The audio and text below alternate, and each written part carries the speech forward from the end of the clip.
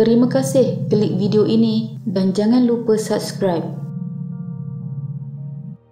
Satu petang pada hari Jumaat, keadaan tenang sebuah kampung di Kabupaten Rejang Lebong, Bengkulu, Indonesia telah digemparkan dengan bunyi jeritan dan suara meraung sambil meminta tolong dari sebuah rumah. Sebelum itu, di rumah itu yang didiami oleh sepasang suami isteri bising dengan suara pasangan itu bertengkar. Pertengkaran seperti itu seakan-akan sudah terbiasa jiran-jiran terdekat mendengarnya dan seperti sebelumnya mereka akan terdiam dan berbaik dengan sendirinya. Namun petang itu amat luar biasa. Selepas pasangan yang bertengkar itu terdiam, kedengaran suara meraung yang kuat dan menjerit meminta tolong. Jiran terdekat yang mendengar raungan itu dengan pantas pergi ke rumah tersebut untuk melihat apa yang telah berlaku. Satu pemandangan yang amat mengejutkan apabila si suami pasangan itu sedang meratap di tepi jasad isterinya. Menyedari kehadiran orang ramai ke rumahnya ketika itu, si suami yang menjadi suspek kes ini segera melarikan diri dengan keluar melalui tingkap rumahnya. Jiran-jiran kemudian telah membawa mangsa ke hospital untuk mendapatkan rawatan. Malangnya, mangsa ketika tiba di hospital di KT Lubuk Linggau didapati sudah meninggal dunia dan pada lehernya didapati ada kesan lebam. Lalu apa sebenarnya yang terjadi kepada mangsa pada hari itu? Ini adalah kisahnya.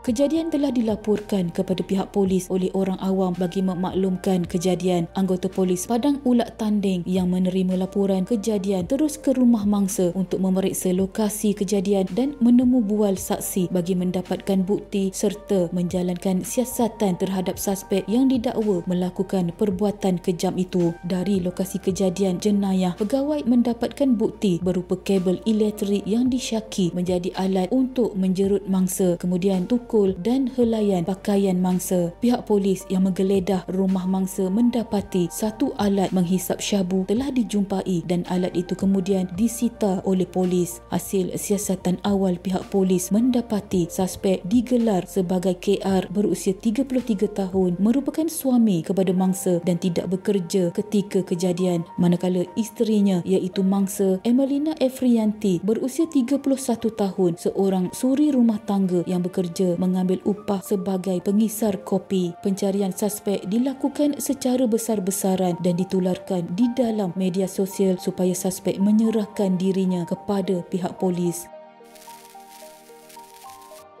Pada keesokan harinya, 4 Jun 2022, jenazah mangsa telah selamat dikebumikan di tanah perkuburan. Sanak saudara yang menghadiri majlis pengkebumian itu dilihat sedih dan tidak percaya akan perkara sebegini boleh terjadi kepada keluarga mereka. Ketika itu, suspek masih belum lagi dijumpai oleh pihak polis biarpun pencariannya telah diperluaskan dan dihebohkan melalui media sosial. Pada 7 Jun 2022, keluarga suspek telah berjumpa dengan suspek di Kabupaten Tebing Tinggi, Sumatera Selatan dan berhasrat menjemputnya untuk menyerah dirinya kepada pihak polis. Suspek telah melarikan dirinya ke Sumatera Selatan selepas kejadian pembunuhan isterinya. Setelah dipujuk oleh keluarganya, suspek kemudian telah menyerah diri kepada pihak polis untuk siasatan lanjut kes pembunuhan mangsa.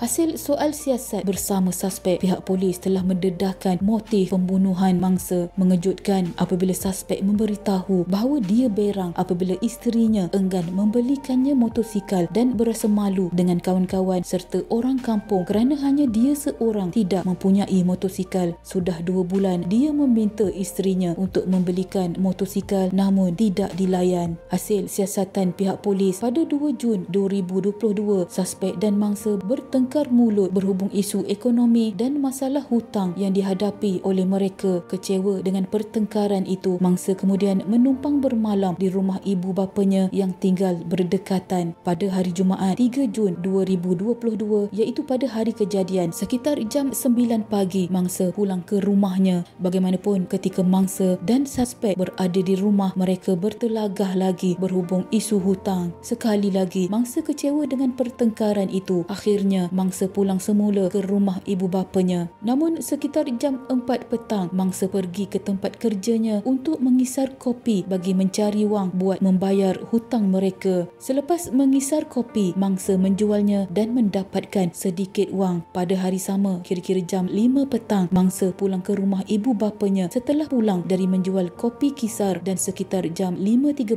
petang, mangsa pulang ke rumahnya dan berjumpa suspek. Selepas itu, berlaku lagi pertengkaran mulut antara suspek dan mangsa kerana mangsa merasakan impiannya untuk memiliki rumah sendiri tidak kesampaian kerana setiap kali ada wang, dia sentiasa perlu membayar hutangnya. Ketika itu, suspek meminta mangsa membelikannya motosikal hasil jualan kopi berkenaan, namun mangsa tidak mahu memenuhi kehendak suspek. Seterusnya, mangsa berasa tertekan dengan perbuatan suspek yang tidak habis-habis mendesaknya. Mangsa bertindak mengambil kabel elektrik yang tergantung di ruang hadapan rumah. Kemudian mangsa melilit kabel di lehernya dengan niat untuk mengugut suspek supaya berhenti atau lebih baik dia mati. Bagaimanapun, suspek tidak dapat menerima perbuatan isterinya yang berani mengugutnya. Dia menjadi semakin berang. Dia sebaliknya segera menarik kabel yang dililit di leher mangsa dengan sekuat tenaganya dengan cara disentak terlebih dahulu. Kira-kira beberapa minit kemudian, suspek sedar dan melepaskan kabel elektrik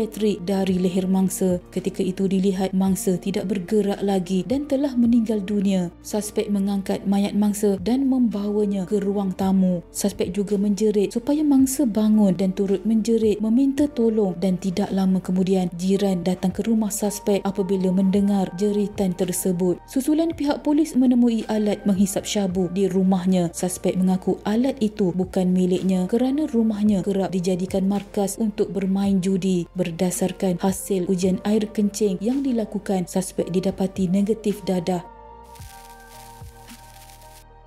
Amat mengejutkan sekali kes ini hanya kerana tidak dibelikan motosikal yang secara terangnya itu seharusnya menjadi tanggungjawab suspek selaku ketua keluarga. Sama-sama kita jadikan kes ini sebagai iktibar agar sentiasa mendapatkan pertolongan dari keluarga ataupun pihak berkuasa sekiranya melihat pasangan, rakan atau sesiapa pun bertindak dalam keadaan agresif dan mampu mencederakan orang di sekelilingnya. Jika tidak mampu menyenangkan isteri, sekurang-kurangnya janganlah ditambah menyusahkan isteri itu. Sekian.